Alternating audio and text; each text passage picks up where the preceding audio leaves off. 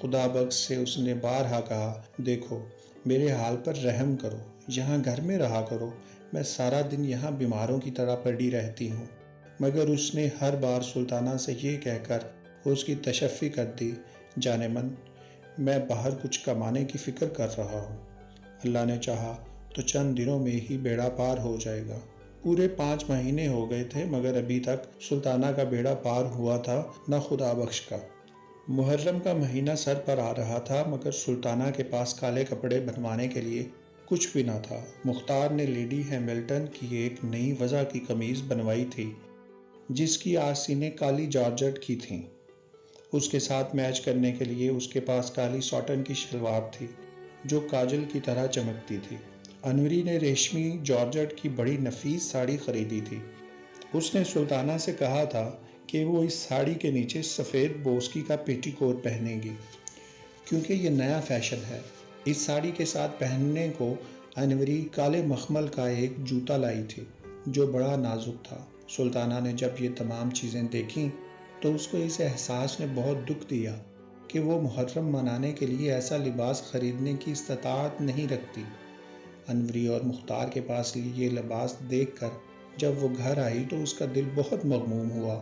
اسے ایسا معلوم ہوتا تھا کہ ایک پھوڑا سا اس کے اندر پیدا ہو گیا ہے۔ گھر بالکل خالی تھا، خدا بخش حسب معمول باہر تھا۔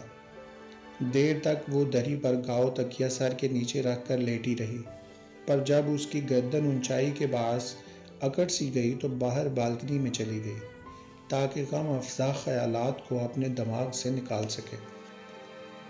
سامنے پٹڑیوں پر گاڑی کے ڈبے کھڑے تھے پر انجن کوئی بھی نہ تھا۔ شام کا وقت تھا، چھڑکاؤ ہو چکا تھا اس لیے گرد و غبار دب گیا تھا۔ بازار میں ایسے آدمی چلنے شروع ہو گئے تھے جو تاک جھانک کرنے کے بعد چپ چاپ گھروں کا رخ کرتے ہیں۔ ایسے ہی ایک آدمی نے گردن اونچی کر کے سلطانہ کی طرف دیکھا۔ سلطانہ مسکرا دی اور اس کو بھول گئی کیونکہ اب سامنے پٹڑیوں پر ایک انجن نمودار ہو گیا تھا۔ سلطانہ نے غور سے اس کی طرف دیکھنا شروع کیا اور آہستہ آہستہ یہ خیال اس کے دماغ میں آیا کہ انجن نے بھی کالا لباس پہن رکھا ہے۔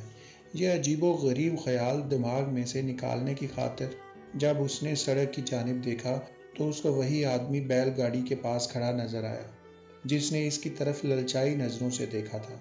سلطانہ نے ہاتھ سے اشارہ کیا۔ اس آدمی نے ادھر ادھر دیکھ کر ایک لطیف اشارے سے پوچھا، کدھر سے آؤں؟ سلطانہ نے اسے راستہ بتا دیا۔ وہ آدمی تھوڑی دیر کھڑا رہا پھر بڑی پھرتی سے اوپر چلا آیا۔ سلطانہ نے اسے دری پر بٹھایا۔ جب وہ بیٹھ گیا تو اس نے سلسلہ گفتگو شروع کرنے کے لیے کہا، آپ اوپر آتے ڈر کیوں رہے تھے؟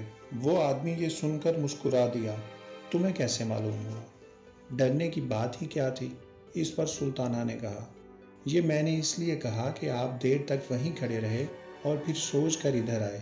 وہ یہ سن کر مسکرایا، تمہیں غلط فہمی ہوئی، میں تمہارے فلیٹ کی طرف دیکھ رہا تھا، وہاں کوئی عورت کھڑی ایک مرد کو ٹھینگا دکھا رہی تھی، مجھے یہ منظر پسند آیا، پھر بالکنی میں سبز بلب روشن ہوا تو میں کچھ دیر کے لیے ٹھہر گیا، سبز روشنی مجھے پسند ہے، آنکھوں کو بہت اچھی لگتی ہے۔ یہ کہہ کر اس نے کمرے کا جائزہ لینا شروع کر دیا۔ پھر وہ اٹھ کھڑا ہوا۔ سلطانہ نے پوچھا، آپ جا رہے ہیں؟ اس آدمی نے جواب دیا، نہیں، میں تمہارے مکان کو دیکھنا چاہتا ہوں، چلو مجھے تمام کمرے دکھاؤ۔ سلطانہ نے اس کو تینوں کمرے ایک ایک کر کے دکھا دیے۔ اس آدمی نے بالکل خاموشی سے ان کمروں کا معائنہ کیا۔ جب وہ دونوں پھر اسی کمرے میں آ گئے جہاں پہلے بیٹھے تھے تو اس آدمی نے کہا، میرا نام شنکر ہے۔ سلطانہ نے پہلی بار غور کرنے سے شنکر کی طرف دیکھا۔ وہ متوسط قد کا معمولی شکل و صورت کا آدمی تھا مگر اس کی آنکھیں غیر معمولی طور پر صاف اور شفاف تھیں۔ کبھی کبھی ان میں ایک عجیب قسم کی چمک پیدا ہوتی تھی۔ گھٹیلا اور کسرتی بدن تھا، کن پٹیوں پر اس کے بال سفید ہو رہے تھے، خاکستری رنگ کی گرم پتلون پہنے تھا اور سفید قمیض جس کا کالر گردن پر سے اوپر اٹھا ہوا تھا۔ شنکر کچھ اس طرح دری پر بیٹھا تھا کہ معلوم ہوتا کہ شنکر کی بجائے سلطانہ گاہک ہے۔ اس احساس نے سلطانہ کو قدرے پریشان کر دیا، چنانچہ اس نے شنکر سے کہا، فرمائیے۔ شنکر بیٹھا تھا، یہ سن کر لیٹ گیا، کیا فرماؤں؟ کچھ تم ہی فرماؤ، بلایا تمہیں نے ہے مجھے۔ جب سلطانہ کچھ نہ بولی تو وہ اٹھ بیٹھا۔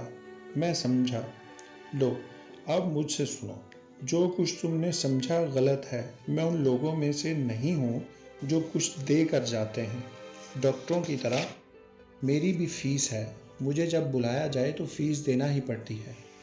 سلطانہ یہ سن کر چکرا گئی، مگر اس کے باوجود اسے بے اختیار ہنسی آ گئی۔ آپ کام کیا کرتے ہیں؟ شنکر نے جواب دیا، یہی جو تم لوگ کرتے ہو۔ کیا میں کچھ بھی نہیں کرتی؟ میں بھی کچھ نہیں کرتا، سلطانہ نے بھنوا کر کہا۔ یہ تو کوئی بات نہ ہوئی، آپ کچھ نہ کچھ تو ضرور کرتے ہوں گے۔ شنکر نے بڑے اطمینان سے جواب دیا، تم بھی کچھ نہ کچھ ضرور کرتی ہوگی۔ جھک مارتی ہوں، میں بھی جھک مارتا ہوں، تو آؤ دونوں مل کے جھک مارتے ہیں۔ حاضر ہوں، مگر جھک مارنے کے دام میں کبھی نہیں دیا کرتا۔ ہوش کی دعا کرو، یہ لنگر خانہ نہیں ہے، اور میں بھی والنٹیئر نہیں۔ سلطانہ یہاں رک گئی۔ اس نے پوچھا، یہ والنٹیئر کون ہوتے ہیں؟ شنکر نے جواب دیا، الو کے پٹھے۔ میں الو کی پٹھی نہیں، مگر وہ آدمی خدا بخش جو تمہارے ساتھ رہتا ہے ضرور الو کا پٹھا ہے۔ کیوں؟ اس لیے کہ وہ کئی دنوں سے ایک ایسے خدا رسیدہ فقیر کے پاس اپنی قسمت کھلوانے کی خاطر جا رہا ہے جس کی اپنی قسمت زنگ لگے تالے کی طرح بند ہے۔ یہ کہہ کر شنکر ہنسا۔ اس پر سلطانہ نے کہا، تم ہندو ہو، اسی لیے ہمارے ان بزرگوں کا مذاق اڑاتے ہو۔ شنکر مسکرایا، ایسی جگہوں پر ہندو مسلم کا سوال پیدا نہیں ہوا کرتا۔ بڑے بڑے پنڈت اور مولوی بھی یہاں آئیں تو شریف آدمی بن جائیں، جانے کیا اوٹ پٹانگ باتیں کرتے ہو۔ بولو، رہو گے؟ اس شرط پر جو پہلے بتا چکا ہوں۔ سلطانہ اٹھ کھڑی ہوئی، تو جاؤ رستہ پکڑو۔ شنکر آرام سے اٹھا، پتلون کی جیبوں میں اپنے دونوں ہاتھ ٹھونسے اور جاتے ہوئے کہا، میں کبھی کبھی اس بازار سے گزرا کرتا ہوں، جب بھی تمہیں میری ضرورت ہو بلا لینا، بہت کام کا آدمی ہوں۔ شنکر چلا گیا اور سلطانہ کالے لباس کو بھول کر دیر تک اس کے متعلق سوچتی رہی۔ اس آدمی کی باتوں نے اس کے دکھ کو بہت ہلکا کر دیا تھا۔ اگر وہ امبالہ میں آیا ہوتا جہاں کہ وہ خوشحال تھی تو اس نے کسی اور ہی رنگ میں اس آدمی کو دیکھا ہوتا، اور بہت ممکن ہے کہ اسے دھکے دے کر باہر نکال دیا ہوتا۔ مگر یہاں چونکہ وہ بہت اداس رہتی تھی، اس لیے شنکر کی باتیں اسے پسند آئیں۔ شام کو جب خدا بخش آیا تو سلطانہ نے اس سے پوچھا، تم آج سارا دن کدھر غائب رہے ہو؟ خدا بخش تھک کر چور چور ہو رہا تھا، کہنے لگا، پرانے قلعے کے پاس سے آ رہا ہوں، وہاں ایک بزرگ کچھ دنوں سے ٹھہرے ہوئے ہیں، انہی کے پاس ہر روز جاتا ہوں کہ ہمارے دن پھر جائیں۔ کچھ انہوں نے تم سے کہا؟ نہیں، ابھی وہ مہربان نہیں ہوئے، پر سلطانہ میں جو ان کی خدمت کر رہا ہوں وہ عقارت کبھی نہیں جائے گی، اللہ کا فضل شامل حال رہا تو ضرور وارے نیارے ہو جائیں گے۔ سلطانہ کے دماغ میں محرم منانے کا خیال سمایا ہوا تھا۔ خدا بخش سے رونی آواز میں کہنے لگی، سارا دن باہر غائب رہتے ہو، میں یہاں پنجرے میں قید رہتی ہوں، کہیں جا سکتی ہوں نہ آ سکتی ہوں۔ محرم سر پر آ گیا ہے، کچھ تو نے اس کی بھی فکر کی کہ مجھے کالے کپڑے چاہیے؟ گھر میں پھوٹی کوڑی تک نہیں، کنگنیاں تھیں وہ ایک ایک کر کے بک گئیں، اب تم ہی بتاؤ کیا ہوگا؟ یوں فقیروں کے پیچھے کب تک مارے پھرا کرو گے؟ مجھے تو ایسا دکھائی دیتا ہے کہ یہاں دہلی میں خدا نے بھی ہم سے منہ موڑ لیا ہے۔ میری سنو تو اپنا کام شروع کر دو، کچھ تو سہارا ہو جائے گا۔ خدا بخش دری پر لیٹ گیا اور کہنے لگا، پر یہ کام شروع کرنے کے لیے بھی تو تھوڑا بہت سرمایہ چاہیے۔ خدا کے لیے اب ایسی دکھ بھری باتیں نہ کرو، مجھ سے اب برداشت نہیں ہو سکتی۔ میں نے سچ مچ امبالہ چھوڑنے میں سخت غلطی کی ہے، پر جو کرتا ہے اللہ ہی کرتا ہے، اور ہماری بہتری ہی کے لیے کرتا ہے۔ کیا پتا ہے کچھ دیر اور تکلیف برداشت کرنے کے بعد ہم۔ سلطانہ نے بات کاٹ کر کہا، تم خدا کے لیے کچھ کرو، چوری کرو یا ڈاکہ ڈالو، پر مجھے ایک شلوار کا کپڑا ضرور لا دو۔ میرے پاس سفید بوسکی کی قمیض پڑی ہے، اس کو میں رنگوا لوں گی۔ سفید نینوں کا ایک دوپٹہ بھی میرے پاس موجود ہے، وہی جو تم نے مجھے دیوالی پر لا کر دیا تھا، یہ بھی قمیض کے ساتھ ہی رنگوا لیا جائے گا۔ ایک صرف شلوار کی کسر ہے، سو وہ تم کسی نہ کسی طرح پیدا کرو۔ دیکھو، تمہیں میری جان کی قسم کسی نہ کسی طرح ضرور لا دو، میری بھتی کھاؤ اگر نہ لاؤ۔ خدا بخش اٹھ بیٹھا، اب تم خواہ مخواہ زور دیے چلی جا رہی ہو، میں کہاں سے لاؤں گا؟ افیم کھانے کے لیے تو میرے پاس ایک پیسہ نہیں۔ کچھ بھی کرو، مگر مجھے 4.5 گز کالی ساٹن لا دو۔ لیکن تم کچھ نہیں کرو گے، تم اگر چاہو تو ضرور اتنے پیسے پیدا کر سکتے ہو۔ جنگ سے پہلے یہ ساٹن 12-14 آنے گز مل جاتی تھی، اب 1.25 گز کے حساب سے ملتی ہے۔ 4.5 گزوں پر کتنے روپے خرچ ہو جائیں گے؟ اب تم کہتی ہو تو میں کوئی ہیلا کرتا ہوں۔ یہ کہہ کر خدا بخش اٹھا۔ لو اب ان باتوں کو بھول جاؤ، میں ہوٹل سے کھانا لے آؤں۔ ہوٹل سے کھانا آیا، دونوں نے مل کر زہر مار کیا اور سو گئے۔ صبح ہوئی تو خدا بخش پرانے قلعے والے فقیر کے پاس چلا گیا اور سلطانہ اکیلی رہ گئی۔ کچھ دیر سوئی رہی، ادھر ادھر کمروں میں ٹہلتی رہی۔ دوپہر کا کھانا کھانے کے بعد اس نے اپنا سفید نینوں کا دوپٹہ اور سفید بوسکی کی قمیض نکالی اور نیچے لانڈری والے کو رنگنے کے لیے دے دی۔ کپڑے دھونے کے علاوہ وہاں رنگنے کا کام بھی ہوتا تھا۔ یہ کام کرنے کے بعد اس نے واپس آ کر فلموں کی کتابیں پڑھی، جن میں اس کی دیکھی ہوئی فلموں کی کہانی اور گیت چھپے ہوئے تھے۔ یہ کتابیں پڑھتے پڑھتے وہ سو گئی۔ جب اٹھی تو 4 بج چکے تھے، کیونکہ دھوپ آنگن میں سے موری کے پاس پہنچ چکی تھی۔ نہا دھو کر فارغ ہوئی تو گرم چادر اوڑھ کر بالکنی میں آ کھڑی ہوئی۔ تقریباً 1 گھنٹہ سلطانہ بالکنی میں کھڑی رہی۔ اب شام ہو گئی تھی، بتیاں روشن ہو رہی تھیں، نیچے سڑک پر رونق کے آثار نظر آنے لگے۔ سردی میں تھوڑی سی شدت ہو گئی، مگر سلطانہ کو یہ ناگوار معلوم نہ ہوا۔ وہ سڑک پر آتے جاتے ٹانگوں اور موٹروں کی طرف ایک عرصے سے دیکھ رہی تھی۔ دفعتاً اسے شنکر نظر آیا۔ مکان کے نیچے پہنچ کر اس نے گردن اونچی کی اور سلطانہ کی طرف دیکھ کر مسکرایا۔ سلطانہ نے غیر ارادی طور پر ہاتھ کا اشارہ کیا اور اسے اوپر بلا لیا۔ جب شنکر اوپر آ گیا تو سلطانہ بہت پریشان ہوئی کہ اب اس سے کیا کہے۔ دراصل اس نے ہی بلا سوچے سمجھے اسے اشارہ کر دیا تھا۔ شنکر بے حد مطمئن تھا، جیسے اس کا اپنا گھر ہے۔ چنانچہ بڑی بے تکلفی سے پہلے روز کی طرح وہ گاؤ تکیہ سر کے نیچے رکھ کر لیٹ گیا۔ جب سلطانہ نے دیر تک اس سے کوئی بات نہ کی تو اس نے کہا، تم مجھے 100 دفعہ بلا سکتی ہو اور 100 دفعہ ہی کہہ سکتی ہو کہ چلے جاؤ، میں ایسی باتوں پر کبھی ناراض نہیں ہوا کرتا۔ سلطانہ شش و پنج میں گرفتار ہو گئی، کہنے لگی، نہیں بیٹھو، تمہیں جانے کو کون کہہ رہا ہے؟ شنکر اس پر مسکرایا، تو میری شرطیں تمہیں منظور ہیں؟ کیسی شرطیں؟ سلطانہ نے ہنس کر کہا، کیا نکاح کر رہے ہو مجھ سے؟ نکاح اور شادی کیسی؟ نہ تم عمر بھر کسی سے نکاح کرو گی نہ میں، یہ رسمیں ہم لوگوں کے لیے نہیں۔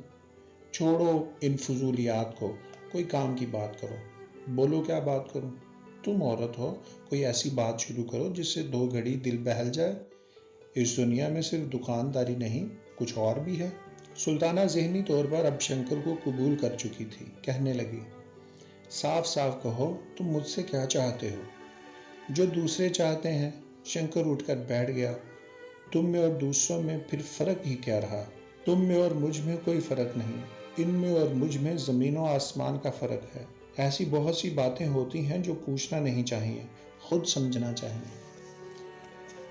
سلطانہ نے تھوڑی دیر تک شنکر کی اس بات کو سمجھنے کی کوشش کی، پھر کہا، میں سمجھ گئی، تو کہو کیا ارادہ ہے؟ تم جیتے، میں ہاری، پر میں کہتی ہوں آج تک کسی نے ایسی بات قبول نہ کی ہوگی۔ تم غلط کہتی ہو۔ اسی محلے میں تمہیں ایسی سادہ لو عورتیں بھی مل جائیں گی جو کبھی یقین نہیں کریں گی کہ عورت ایسی ذلت قبول کر سکتی ہے جو تم بغیر کسی احساس کے قبول کرتی رہی ہو، لیکن ان کے نا یقین کرنے کے باوجود تم ہزاروں کی تعداد میں موجود ہو۔ تمہارا نام سلطانہ ہے نا؟ سلطانہ ہی ہے۔ شنکر اور سلطانہ دری والے کمرے میں واپس آئے تو دونوں ہنس رہے تھے، نہ جانے کس بات پر۔ جب شنکر جانے لگا تو سلطانہ نے کہا، شنکر میری بات مانو گے؟ شنکر نے جواباً کہا، پہلے بات بتاؤ۔ سلطانہ کچھ جھمسی گئی، تم کہو گی کہ میں دام وصول کرنا چاہتی ہوں، مگر کہو رک کیوں گئی ہو؟ سلطانہ نے جرأت سے کام لے کر کہا، بات یہ ہے کہ محرم آ رہا ہے اور میرے پاس اتنے پیسے نہیں کہ میں کالی شلوار بنا سکوں۔ یہاں کے سارے دکھڑے تو تم مجھ سے سن ہی چکے ہو۔ قمیض اور دوپٹہ میرے پاس موجود تھا جو میں نے آج رنگوانے کے لیے دے دیا ہے۔ شنکر نے یہ سن کر کہا، تم چاہتی ہو کہ میں تمہیں کچھ روپے دے دوں جو تم یہ کالی شلوار بنوا سکو؟ سلطانہ نے فوراً ہی کہا، نہیں، میرا مطلب یہ ہے کہ اگر ہو سکے تو مجھے ایک کالی شلوار لا دو۔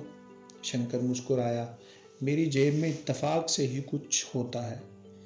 بہرحال میں کوشش کروں گا، محرم کی پہلی تاریخ کو تمہیں یہ شلوار مل جائے گی۔ لے بس اب خوش ہو جاؤ۔ سلطانہ کے بندوں کی طرف دیکھ کر پھر اس نے پوچھا، کیا یہ بندے تم مجھے دے سکتی ہو؟ سلطانہ نے ہنس کر کہا، تم انہیں کیا کرو گے؟ چاندی کے معمولی سے بندے ہیں، زیادہ سے زیادہ 5 روپے کے ہوں گے۔ اس پر شنکر نے کہا، میں نے تم سے بندے مانگے ہیں، ان کی قیمت نہیں پوچھی۔ بول دیتی ہو؟ لے لو۔ یہ کہہ کر سلطانہ نے بندے اتار کر شنکر کو دے دیے۔ اس کے بعد اسے افسوس ہوا، مگر شنکر جا چکا تھا۔